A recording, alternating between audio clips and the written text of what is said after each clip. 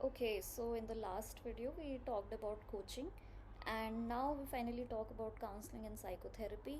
So counseling and psychotherapy, again, both of them have slight differences as per the actual definition. Counseling would actually help, the counselor may actually come up with certain hints towards a solution to the client's current concern, and whereas psychotherapy will be completely different. The counselor may or may not at all talk about a solution, and it may be more driven on what the present emotion or the entire context of the client may be.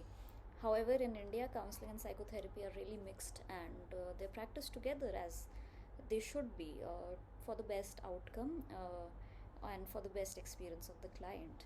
And again, counseling and psychotherapy take a vast approach, a wider approach, an extensive approach, where in the past, present, and future, all of that context is taken into account, and certain emotions and feelings are processed, certain experiences are processed, and the role of the counselor is just mostly facilitative, while of course a little bit of solutioning here and there is done. So yeah, that is what counseling and psychotherapy is, and it is different from coaching, as in it's the context is much wider. It's not just future oriented mostly, or present and future oriented, but all three, past, present, and future, are concerned. Uh, and it's also not solution focused as such. It's focused on processing whatever the client is bringing, and it definitely is very, very different from mentoring, whereas mentoring is clearly directing someone or educating someone. So yeah, that is counseling and psychotherapy.